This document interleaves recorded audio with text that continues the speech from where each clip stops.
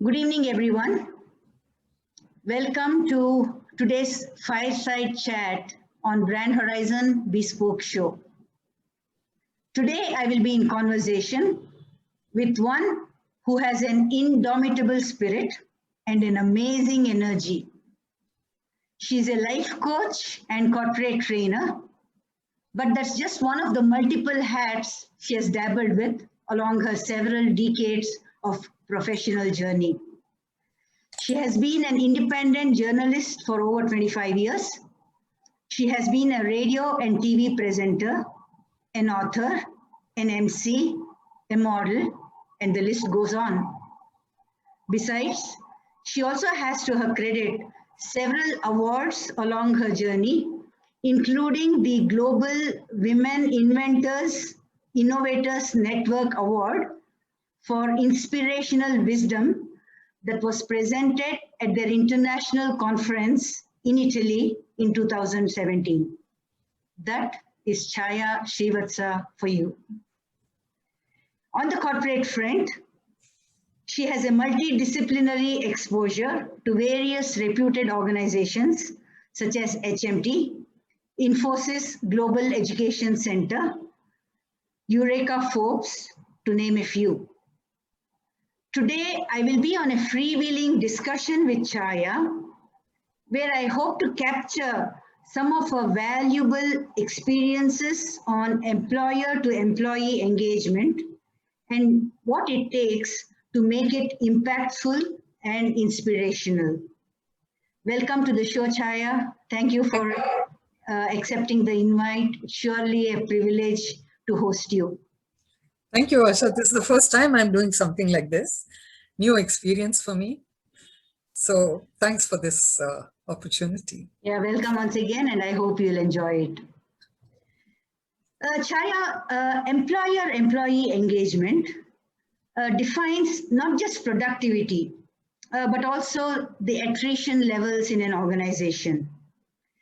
Traditionally, the factors that were revolving around E2E engagement were more like clarity on the job roles, clarity on the reporting structures, pay scales, working hours, and so on. But today, the dynamics has changed, right? It's more to do with soft skills that make employer-employee engagement impactful and inspiring rather than the hard skills. You have been through the journey, through the evolution over the last few decades. So it'll be interesting to find out how you think employer-employee engagement has changed, let's say when you started to what it is now. Would love to hear your insights. Well, employers have changed, employees have changed, but the mindset hasn't changed. I've been through the last 30 odd years and worked even with the current IIT kind of an environment. It's the same. Nothing has changed because human beings are the same. Over the years, they haven't learned. They have learned skills, yes, but not soft or hard or whatever. They have learned job skills. That's different, which they have to get that particular job. Okay, so Right. Nothing has changed much. Continues to be like that. So I would like to start with the engagement with the interview level. Okay.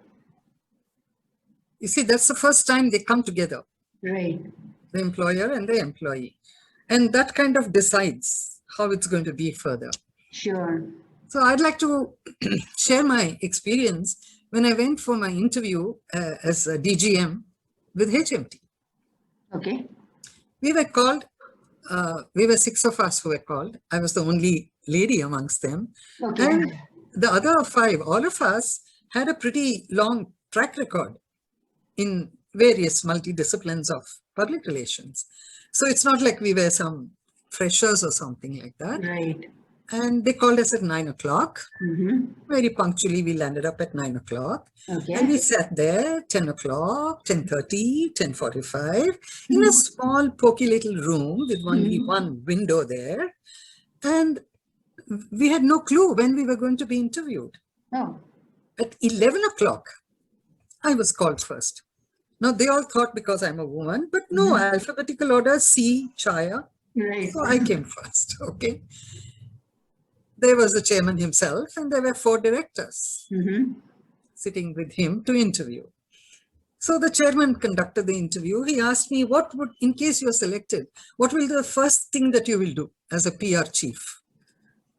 I told him the first thing I would do is find a nice office space to make the interviewees sit down.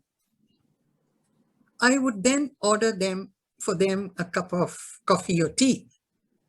I would then tell them why the interview has been delayed. And then I would have already kept a television and show them the company's company film, organizational film. Wow, brilliant idea. Because one of us would get the job. The other 5 would go back with either bitter feelings about the company or, oh, well, we were interviewed by a company like this. This would be my first thing. I thought I would not get this job for being so open about the whole thing, but I did get it. Okay. Wow, great. Yeah, but I made 4 enemies. Oh. The directors became my enemies at the moment. I didn't realize it. See, being outspoken is not supposed to be the qualification of a PR person. In fact, later, I don't know if you've heard of Khalid Mohammed. He's a very senior journalist. He was with Times of India. Yes. He had written about some press conference to which I had invited him in Bombay, where he called me Miss PR Plain Speak. Wow, okay. I mean, he wrote that in his column. Yeah, but you can't be plain speak person. You got to be politically right. Yeah. But anyway, I got the job. So what I'm saying is, at the interview level itself, you have to present a good image of the company, which they don't bother about, They think you've come for an interview because you need the job. But the company needs you too. Sure. It's a mutual benefit. Right. So that kind of a interaction should be followed. That's what I feel. And the next step is the appointment letter. Right. Most appointment letters sound like, you know what, you are a potential dacoit. And we have to protect the company from you types. Right. Don't do this. If you do this, this will happen. If you don't do this, this will happen. Fine. Put that all in your employee handbook. Let the appointment letter be short, crisp, polite, and welcoming.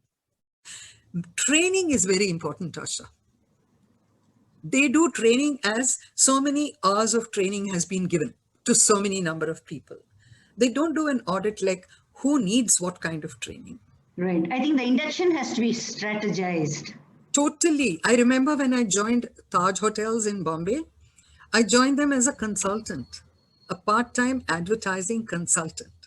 I didn't have anything to do with the whole hotel, the hospitality part of it at all. But the vice president who appointed me was Camilla Punjabi. She put me on a 3-month induction program in which I went to all the departments. She said, understand the organization first. Now, how many companies would do that, even for a full-time person? Things have changed in a very negative way, Asha. That's why there is so much of, frustration, and there's so much of interpersonal conflicts and things like that, because it all starts from the top. Right. Induction does happen in most organizations, Chaya, but what I do find is that the induction is probably very structured into a format that's probably not aligning with each person's role, point number 1. Exactly. And point number 2, I think there will be, most of the times there's a disconnect between what has been promised during an interview process or an engagement process, and ultimately when a person actually comes on board, he or she would kind of realize that, I mean, they come with hopes and aspirations and dreams based on what was discussed during the interview. And then when they actually come on board, many a time they realize that what they are actually getting into is not what they expected. And somewhere there is a disconnect that manifests into some kind of a disillusionment. That's why I say the HR and the people who frame the appointment letter should sit together and discuss what is going to be the role of this person. Who are the persons she or he is going to be reporting to? Okay, what is the responsibilities and authorities that they have? All this has to be specified, because then the employee is informed employee. An informed employee is always better in performing. Right. Now, let me take a small example. The other day, there was no water. Okay, so early in the morning when I go for a walk, I went to the water department there, which is close by, and asked that waterman, why is there no water? You know how he answered in Kannada? I mean, I'm just going to say it in English. He says, I am not Ganga Mata to give you water all the time. Now, excuse me, what was that kind of an answer? You know why he gave that answer? Because he was frustrated because he did not know the answer. Okay? If he was told by his higher ups, there will be no water from this time to this time because there is maintenance work going on in blah, blah, blah, here and here, and it will be available at this time. Now, this is information which empowers him, which makes him feel good. So when I ask him why they want, he says, madam, because we are doing whatever, it will come at so-and-so time. So I will say, thank you. Both of us are friends. Instead of saying, I'm not Ganga Mata to give you water all the time. Yeah, so he's not empowered, he's frustrated, and that's manifesting into this kind of attitude. Yes, this disconnect between the customer and the company happens because he's not empowered with knowledge. Absolutely, which is why Jack Ma from Alibaba always says, take care of your employees first, and then they will take care of your customers. See, in the US, they use this like true north, they call it. Okay. Okay, it's what we would call corporate dharma. Where are you going? Let them know where you're going. Right. Don't go on your own and let them come. Join me. Join you where? What is this true north? Which is the goal? Which is the vision of the company? You put huge placards, all over in the lobby and everywhere. Our mission is this, our vision is this. Nobody reads them. Isn't it? Even if you read them, maybe they're not able to articulate and understand their role into it. What in the bigger picture, where do you feature? Exactly. Where do you fit into the larger picture? How are you contributing to it? And how are you impacting the success or the failure of that objective or the shared vision? I want to give you this example of a training program I was doing for Bharat Electronics. Okay. This is for their assembly department. Women.